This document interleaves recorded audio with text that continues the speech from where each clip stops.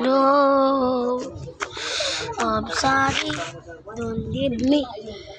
Ito hindi. Ihakay.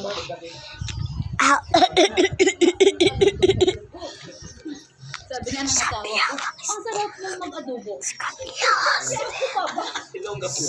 Kinasangkot ka na tanan, tapos na mantika na ta. Tapos pinapatuloy yan sa mantika.